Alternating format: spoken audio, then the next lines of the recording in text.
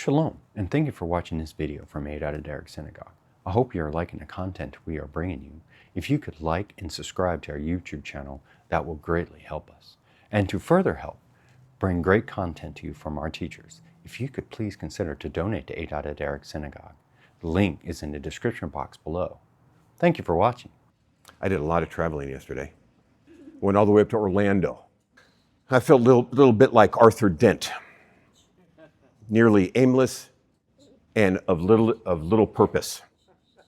So meanwhile, while I'm traveling the world trying to get some stuff done, the stress that normally would have been for Friday is all going to be piled on and dispersed on Monday when I get to the office. I'm really looking forward to that. While I didn't have a towel, I did have some napkins. And that reminds me of a passage in Eruvin 91a, and you're going to like this one. When we were studying Torah with Rebbe Shimon of Tekoa, we would carry oil and a towel. And that's from Eruvin 91a. Yeah. So it took us like 8 weeks to get through Vayikra. So does anybody know how much time actually was spent, in Vayikra? Yeah, in real world time, from Vayikra 1 to Vayikra end. How much time elapsed? 8 days. Now I've heard somebody say 30 days, but Rabbi Ziering, he said it was 8 days, and I think I'm more inclined to believe that. But it took us 8 weeks to get through it. Yeah, and one of those weeks was spent not in the Parsha because it was Hag Matzos. So. The book of Numbers. Now, they call it the book of Numbers because there's a lot of numbers. We call it Bamidbar because we did all those numbers in the wilderness. What's interesting is if you look back on ancient texts, so many of those ancient texts deal with numbers. It's almost like they're not like us. They don't find numbers to be boring. They find it to be exciting. And it's almost seems like it is a literary device. And I say that because in most cases, all the numbering that's going on seems to be almost celebratory. It's like, in the Chronicles of the Good King, what was it? Good King Lear? Is that the axiom, whatever? But anyway, it's like, so the king conquered this city and captured X amount of gold and got 14 concubines and 14 acres of fertile ground, and an important thoroughfare to a deep water bay. And people find this to be really exciting 1,500 years ago. So in our text, we do a lot of counting. We count the people, and it's a census. And the text actually says, raise up the head of each community of the children of Israel. Raise up the head, not count. This is a common phrase used for taking a census in Torah when it comes to the children of Israel. The phrase is also used in Exodus chapter 30. Then Hashem said to Moshe, when you raise up the children of Israel and count them, each one must pay Hashem a ransom for his life at the time he is counted. And it says the rich are not supposed to give more and the poor are not to give less. Why? Because the people aren't counted. The coins are counted.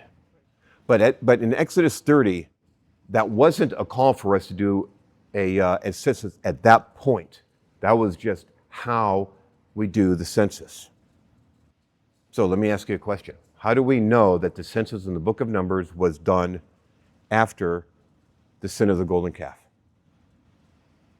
And the reason why I ask that is because when we come out of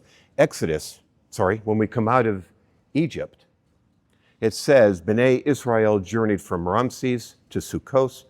There were about 600,000 men on foot, besides women and children. Where did that number come from? So that's why I asked, the book of Numbers. Did we count it before the sin of the golden calf or after the sin of the calf? It was after. And the reason why is because the Levi were counted. Because before the sin of the golden calf, all the firstborn were going to function as the support system for the Kohanim. So then, let me ask you this. In the book of in Shemos chapter 12, how do we know that there's around 600,000 men? It's easy. It's called redaction. At the end of his life, that's where that number was put in there. As a matter of fact, much of the events of Exodus, Leviticus, and Numbers are all intertwined. So, speaking of the Levium, the sons of Levi were Gershon, Kohat, and Merari. So the Gershonites, there were 7,500 of them. The Kohas, 8,600. And Merari, 6,200. That's 22,000 people. So do you know what the Levi are supposed to do? Well, the Gershonites, they're in charge of the tent, coverings, the screen of the door, also the screen of the court. They're in charge of taking all that and transporting it from one location to another. Kohas is in charge of the ark, the table, the candlestick, the altars, the vessels of the sanctuary, and everything associated with them. Merari is the boards of the tabernacle, the bars, pillars, sockets, instruments. We were in the desert for 40 years. And during that time, we moved 42 times. Now, what's interesting is we sat at Mount Sinai for a year, almost a year. And we sat at Kadesh Barnea for almost 38 years. So what did those guys do during that time? I'm not talking about during the time at Sinai, because we actually built it at Sinai. But when we were done, we hightailed it out of there, because we were there for too long already. So what did they do? What did the Levi do during those 38 years, or almost 38 years that we sat at Kadesh Barnea? Guard duty. So, the Bamidbar 153, 18, 1 through 5, speaks of Levi's role in guarding the tabernacle. And also in the Kesuvim, the writings, it mentions this as well. The purpose of guarding is to keep people like me from approaching too close to the Mishkan, because it's death for me, but not for them. Music, though no verses in Torah actually specify that the Levi were in charge of music, the prophets mention this many times. Preparation of the bread, purification of the Mikdash, and also officers. Now, what's interesting is Devrei HaYamim, which is the book of Chronicles, mentioned several times that the Levi served as shotrim. But what that really details, I can't answer. I didn't have enough time to study that part of it, so I don't have an answer for you. So in chapter 2, it says that we camped around the Mishkan with our flags and banners.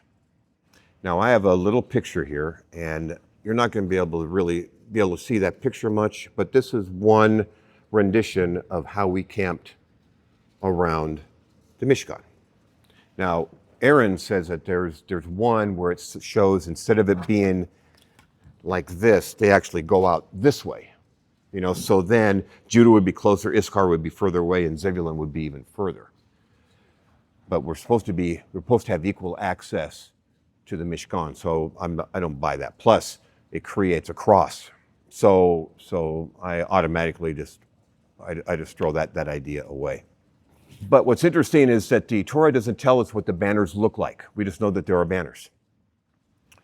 But the Midrash does provide some insight into the designs and the color schemes. But I'm not going to deal with every single one. I'm going to deal with 4. Because each group, when it's on the east, north, south, or west, there was one leader tribe. And that's the banner that I'll discuss today. So Reuven was a man who was carrying Dudayim, and that would be mandrakes. It all goes back to the book of Bereshit, as far as what that goes, or what that deals with. So we'll deal with that when the parsha comes again. Yehuda is a lion. That's easy enough. Ephraim was an ox. You know, the thing with the really big hump in the back. And then Dan was an eagle. So those are the four that led. And I would like to read you a passage from the book of Ezekiel, Ezekiel.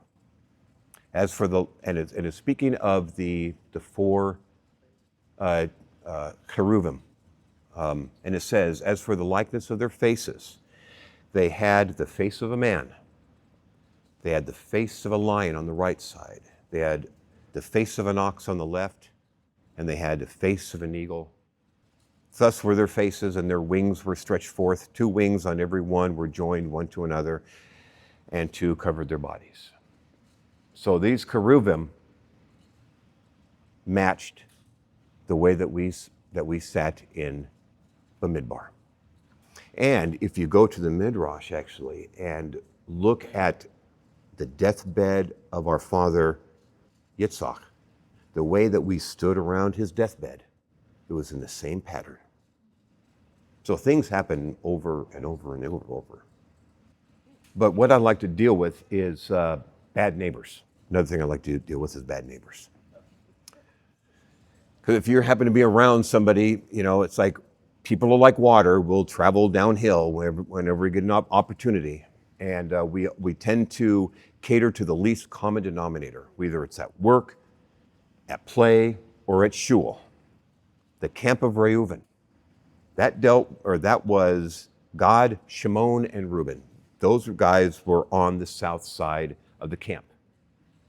Now, when it came to the layout of Levi, Kohath was to the south.